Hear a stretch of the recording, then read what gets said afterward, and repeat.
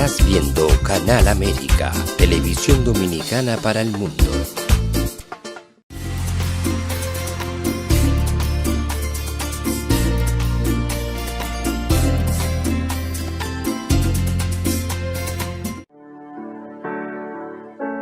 Sometimes life can be so damn hard. You don't know where to go. Everything keeps falling apart. Yeah. You try to do your best, but only God knows that you've given everything you've got, but the world takes you down. You just keep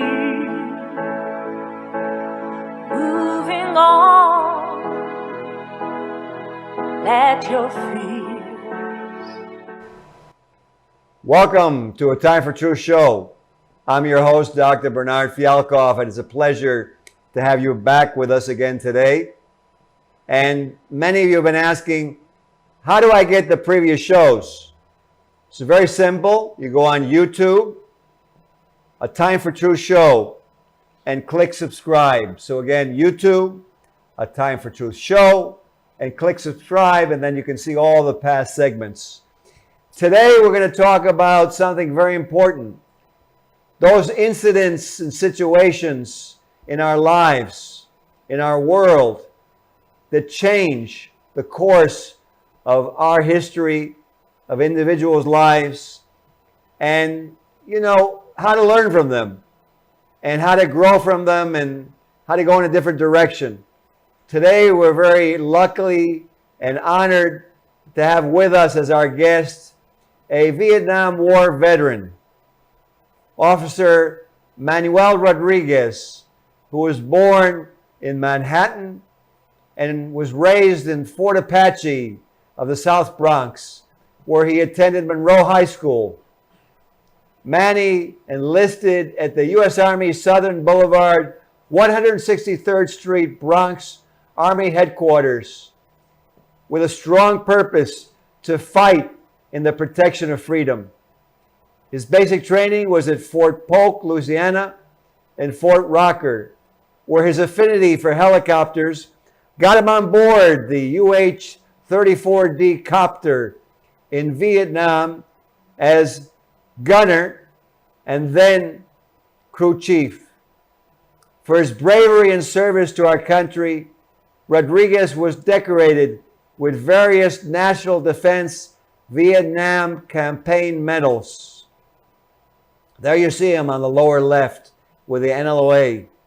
When 9/11 struck, Manny resigned his job on the West Coast and again came to his country's rescue. He assisted at ground zero operations of the Twin Towers terrorist attack and was subsequently recognized by Mayor Bloomberg and President Barack Obama for his exemplary dedication to not only his city, but to his country. Officer Rodriguez is an executive board member of the National Latino Officers Association of America. He's a Pennsylvania State Constable for 23 years. A judge advocate for Chapter 23 of the Disabled American Veterans at the Bronx VA Hospital, where he works with fellow vet Johnny Williams, assisting veterans. There you see him with Anthony Miranda walking in the Puerto Rican Day Parade with an NLA banner. And he also is an ambassador for the Foundation for a Drug-Free World America's chapter. And as the ambassador of the Foundation for Drug-Free World America's chapter, he works on spreading that education and the truth about the consequences and dangers of drugs to youth and really to all of the citizens of the Metro New York area. There you see Manny with his medals and his jacket. And Buddha, if you bring him up on the screen live, I want to bid a warm welcome to Officer Manny Rodriguez. There we go. Welcome, Manny. Thank you, Doctor, for having me come, and it's an honor to be here. I am a product of the South Bronx. I wear my salsa cap, okay, because I'm a salsero. And I was born and raised in the South Bronx. I'm going to put on my first aid calf hat for all my fellow veterans, brothers and sisters that served in past wars and the previous wars, okay? Well, Manny, what was it like? And what was your experience there in Vietnam? Well, I was a young man. I was 18 years old. I left the South Bronx, but I was in a war right here in the South Bronx. Coming up in the 60s in Fort Apache, they made a movie about the neighborhood, okay? But what I saw as a kid coming up and raised in Simpson Street and 163rd and Hunts Point, Fox Street, Tiffany, Longfellow Avenue, it was bad back in those days. There were a lot of gangs, there were a lot of stabbing, a lot of shootings. And the 41st Precinct was not our friend. They had a lot of Irish cops back then. And they were corrupt. They put drugs on kids, to make arrests. They put guns on kids to make arrests. And thank God that the judges back then saw the truth. They were good judges. I got arrested a bunch of times. And a lot of my charges were dismissed. And I have some misdemeanor charges. And when I went into the Army saved my life. A lot of people in my neighborhood that were raised on Simpson Street, that used to go to Casita Maria, a lot of guys didn't make it. They ended up there with Willie Perez up in Attica and the state prisons. And a lot of them got killed and died on drugs. So when I joined the Army, that saved me. Going to Vietnam was a hell of an experience. I mean, as a young 18-year-old, I saw a lot of bad things. It's a beautiful country, hot, very humid. It rained for months. I got assigned to the 1st Air Cav as a dog gunner. And our job was to come in anytime the infantry was being attacked or they were trying to get overrun. They used to love to hear that chopper. That Huey chopper made us a noise that you would never forget. And when you heard that coming, you knew that help was on the way. Okay, we were coming in hot. They threw out the smoke. We came in hot. We brung in troops, and we took out the wounded. That's when I started to really freak out to see young men with shots, with their guts hanging out, with no leg, with no arm, and they just threw them on the chopper, and we got them out of there. We were caught at a hot LZ, and we were bringing ammunition, and we were bringing troops. It was a hell of an experience. War is no good. What's happening today in Ukraine, with Russia attacking a free country, a country that loves their independence, that want no part of communism or dictatorship. This guy is committing war crimes every day. He's doing what Hitler did back during World War II, killing the Jews and eliminating people, genocide. And I pray to God that it'll come to an end one day. But as of today, he's been attacking schools. He's bombing these kids, killing these kids, innocent people, civilians that are not fighters. And I take my hat off to the people and the soldiers of Ukraine. They're kicking butt and they're standing their ground. And I pray to God that they win. Absolutely, Manny. You're so right that, war really, if you really look at it, is really not a situation we want to get to. And, and then you went through that experience and you were so young, and then you go back to the country. What was it like then when you re-enter back in the United States and now you're out of the war, you're a citizen? How was that for you? Every Vietnam vet out there, all my brothers and sisters that came back from Vietnam that made it out of there, we were not welcome.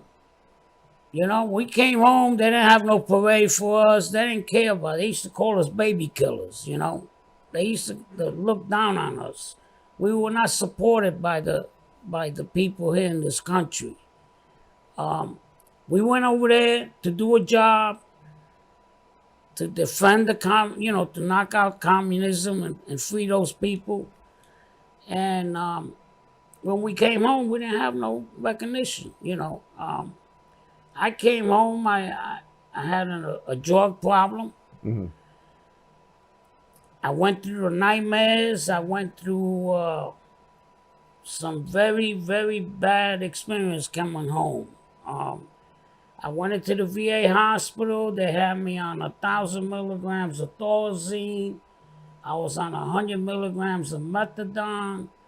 And they just kept me drugged up, And then from there, they sent me up to Montrose, VA.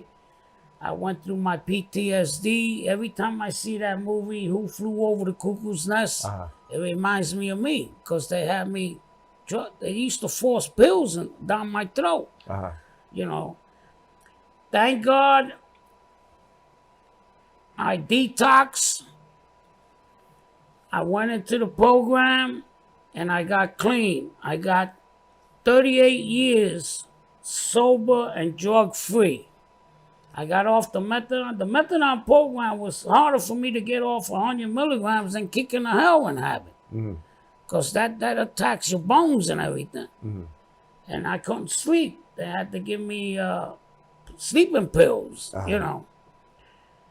But I went through all that horror and I got out of it. And for the grace of God, I turned my life around, And I became a law enforcement officer. I retired from New York City Sanitation Department. I worked with the sanitation police. I was working for Chief Harley in operations at 125 Wall Street. And my job was dispatching officers to areas where they had toxic waste and illegal dumping. And I retired from the sanitation in 1999. I went to Pennsylvania. I bought a house. I raised my kids. I got 3 beautiful daughters and a son that they're doing very well. One lives in Miami. The other one lives in Tampa. Another girl lives in Ocean City, Maryland. And my son is a businessman. He's got a great job, and he owns a business in Allentown, Pennsylvania. 3 businesses. He just opened up another one. And he's doing good, very successful. He just had another baby boy.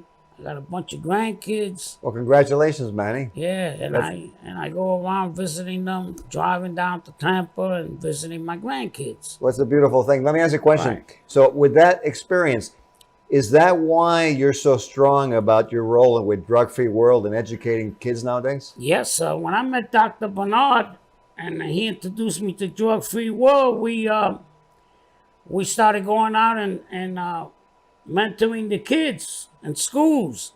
And we got the NYPD involved.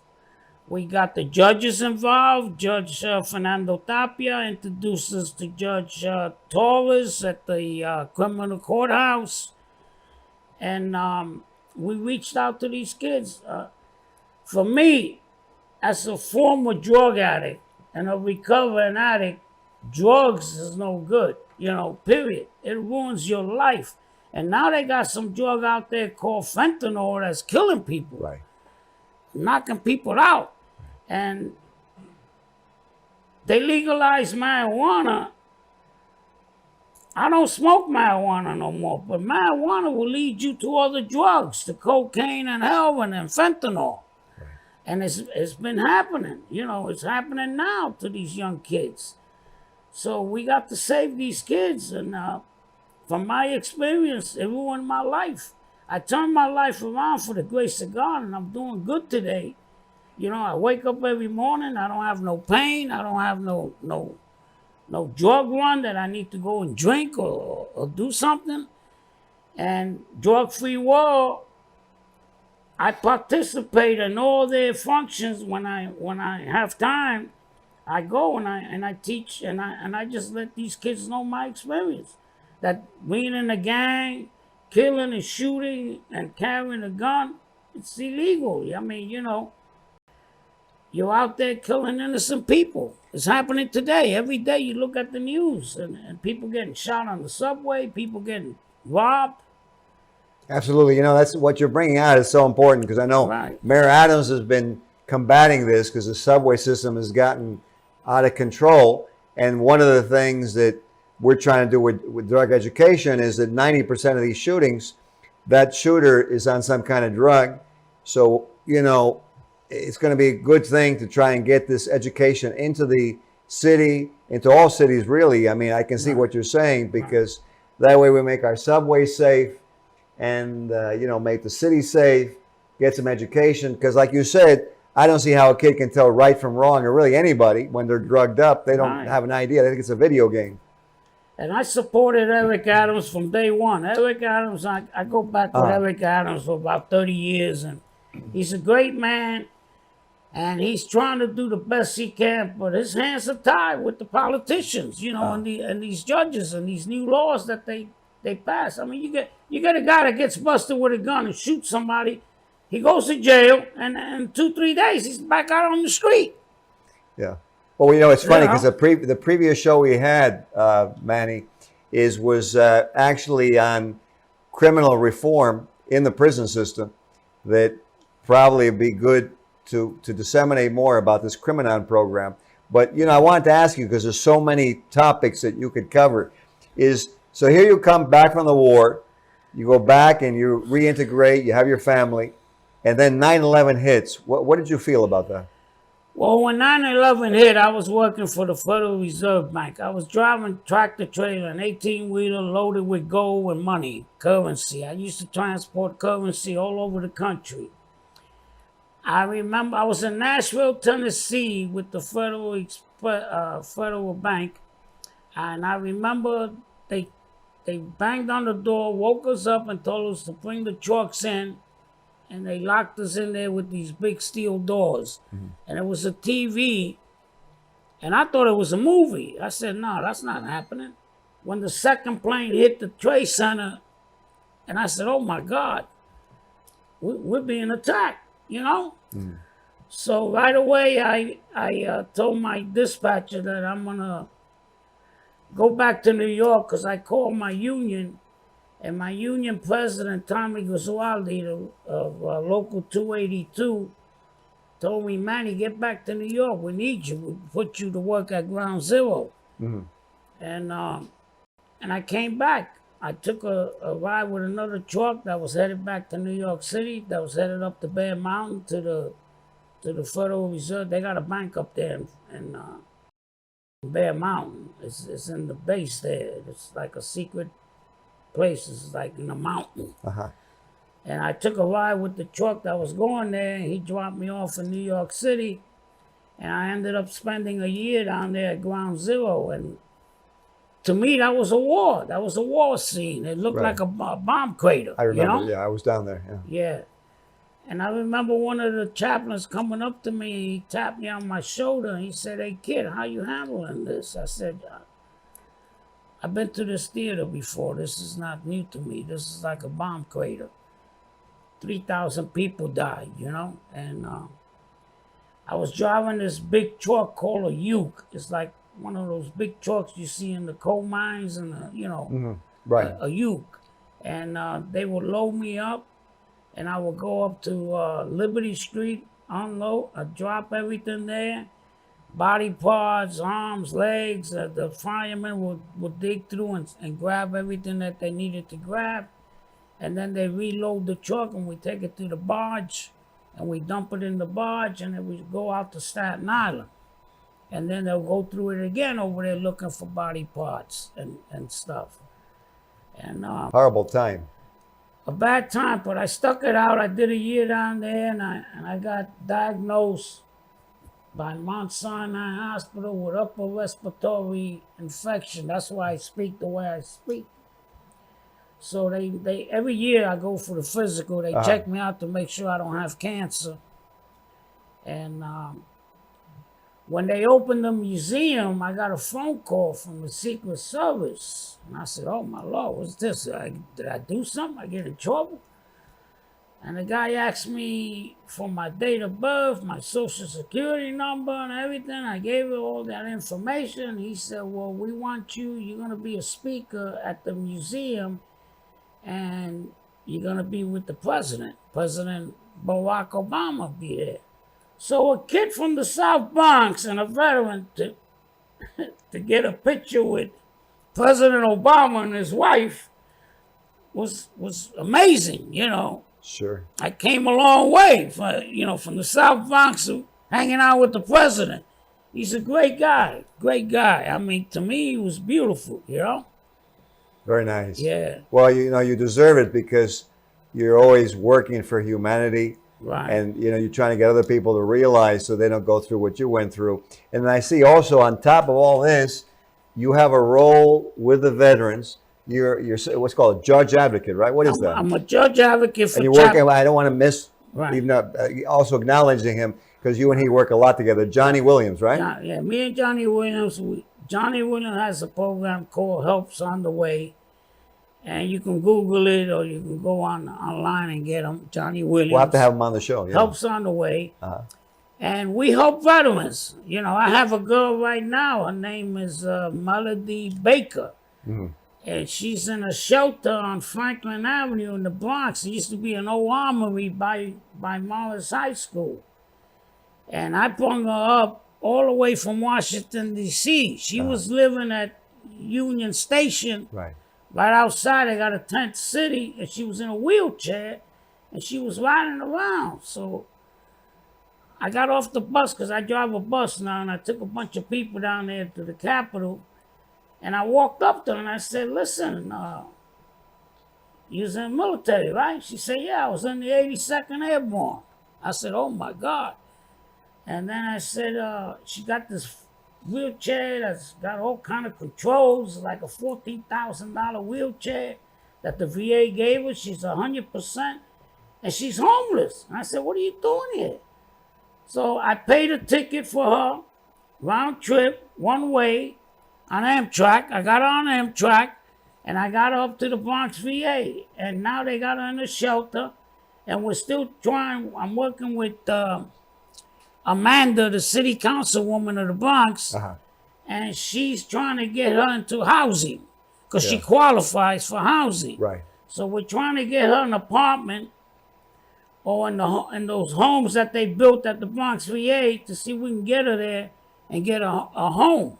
Right, beautiful. Where she can call home, and one day we'll bring her up here. We'll bring her and interview her, Sure. Well, I think it's important for people to see the truth of what happens, not only in war, but then also the people who fight in the war, really to try and do something for them, because here they give up their youth, and they can get injured, they can get dismembered, they can have mental problems like you mentioned. That so really it's important to take care of them, because if we're going to want them to go there and they're willing to do that, they need to be acknowledged. They need to be exchanged with. Yeah, I agree with you, Manny. She was in the 82nd Airborne, and she got she jumped in Panama and got what's his name, Noriega. Yeah. They went and got him out of there, and for all veterans, even the veterans now that came back from Afghanistan and Iraq. They're being treated like dogs, like nothing. They're doing the same thing to them like they did to the Vietnam vets. And we got a lot of homeless vets. These guys were trained. They fought for this country. And I proposed to the city councilwoman to see if we could get up in Albany and get the legislative government to pass a law that any veteran that that has like me, when I came out, I had a military license. Uh-huh. And I drove all kind of trucks. I drove trucks in the Army. The Army, every military, every veteran drives equipment. Yes. Okay, because we're trained to do that. So they had a law back then that you take your government license, you trade it in for a tractor trailer license, a class 1. And that's what they gave me. Right. And that's what made my career. That's what got me going, driving equipment. That sounds like a fair thing to do. So it's a fair thing to do to veterans, because a lot of veterans that are homeless, they can go to work. Okay, and a lot of veterans that have drug problems or PTSD going through they can get treatment. Right. And they can get off drugs. Well, you know, I did it. Yeah, you know? You're a strong guy, and I think your case is unusual because you were able to do it. Some of them can't, but I think your point is very important that the viewers need to look at as we come to the end of the show, is that, you know, we need to take a look at people who are going to make it possible for us to have this freedom that we have. We need to exchange with them, because if we don't, we're going to end up justifying why we treat them badly. And it's not a good thing, because, you know, when you look at the military, or you look at the police, or you look at anyone who's out there trying to help the community, they need to be validated. They, like you know, and so, you know what, Manny, we reached the end of the show, but I want to validate you first of all. Thank you. And we need to stop this defunding the police department. Well, there's a lot of things that need to be looked at so that we can have, you know, exchange, education, and like Manny said, let's respect each other. Let's move on forward. Let's learn from our experiences. Thank you, Manny Rodriguez. And I want to mention from the National Latino Officers Association. And before we end the show, Anthony Miranda, who just recently became what? Sheriff of New York City. Congratulations. Got appointed by Eric Adams. Eric Adams. So congratulations. So for those of you watching, may you all take example of Manny Rodriguez. Be strong. Fight for your freedom, fight for our country, fight for equality, and for respect, mutual respect, and let's make America the symbol that it always has been. Thank you for tuning in, and we'll see you on our next episode of A Time for Truth show. Sometimes life can be so damn hard. You don't know where to go. Everything keeps falling apart, yeah.